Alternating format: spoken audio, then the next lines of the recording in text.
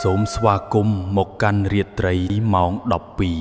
12យប់មួយភ្លៀងរលឹមស្រេចខ្យល់ត្រជាក់បក់កាត់តាមប្រឡោះបង្អួចនៃមន្ទីរពេទ្យចាស់មួយនៅជាយក្រុង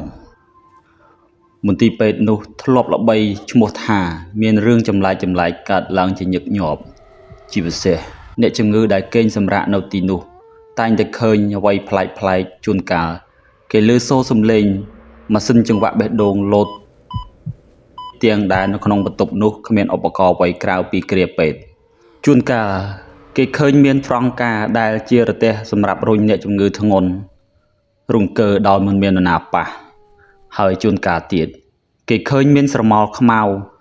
ចេញពីកញ្ចក់បង្អួចទាំងដែលមិនមាននរណាឆ្លងកាត់ផងដែរសុជាតាដែលជាមិត្តភក្តិរបស់អេដមីនបានរៀបរាប់ថា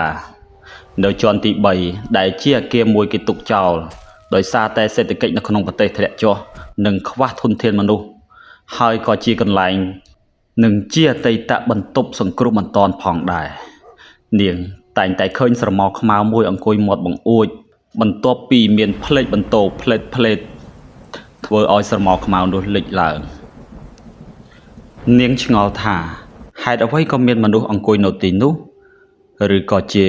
លោកគ្រូពេទ្យឬអ្នកគ្រូពេទ្យណាដែលខូចចិត្តនឹងស្នេហា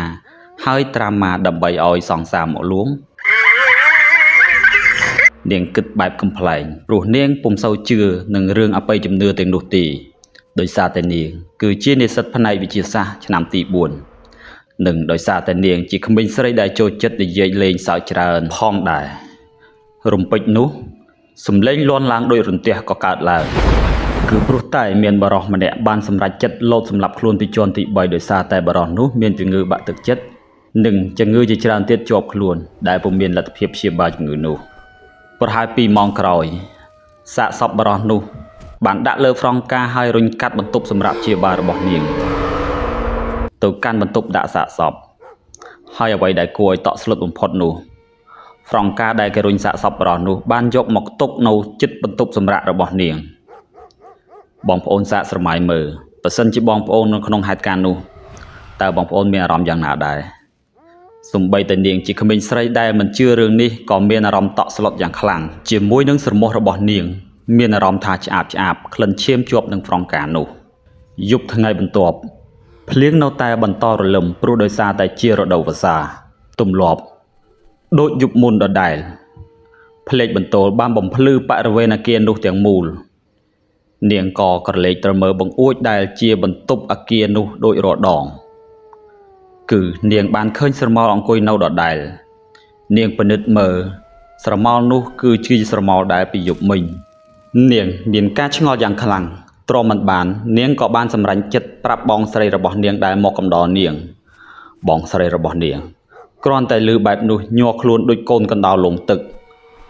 នេះមិនទាន់បានទាំងឃើញផងគ្រាន់តែស្ដាប់ប្អូនស្រីរបស់នាងនិយាយយប់ម៉ោង12រំលងអាត្រៀតភ្លើងក្នុងអគារដែលនាងកំពុងតែសម្រាប់ព្យាបាលចាប់ផ្ដើមភ្លឹបភ្លេតសំឡេងម៉ាស៊ីនចង្វាក់បេះដូងលោតសុជាតាបានងាកទៅសួរគិលានុបដ្ឋាយិកាដែលកំពុងតែដូរសេរ៉ូមឲ្យអ្នកជំងឺផ្សេងទៀតនៅជិតនឹងតើមានបញ្ហាអ្វីគិលានុបដ្ឋាយិកាបានឆ្លើយវាជាទម្លាប់ហើយឲ្យតែមានភ្លៀងពេលយប់ដឹងតែភ្លើងភ្លឹបភ្លេតបែបនេះអាចបណ្ដាលមកពីឆ្លងចរន្តក្រឡេកទៅមើលបងស្រីសុជាតាវិញទឹកមុខឡើងស្លេកស្លាំងញ័រខ្លួនទៅត្រើតគេងគ្រាជាមួយសុជាតាម្ដងនេះមិនហ៊ានទៅណាឆ្ងាយសូម្បីតែឈឺបត់ជើងក៏មិនហ៊ានចូលបន្ទប់ទឹកដែរបន់ឲ្យតែភ្លឺបានសុំពេទ្យត្រឡប់ទៅផ្ទះវិញនិយាយតាមត្រង់បើសិនជាអេដមីនវិញសុខចិត្តដេកឈឺមិនទៅដេកសម្រាកនៅពេទ្យនោះដាច់ខាតស្រួលមិនស្រួលស្លាប់មុនជំងឺនេះទៅទៀត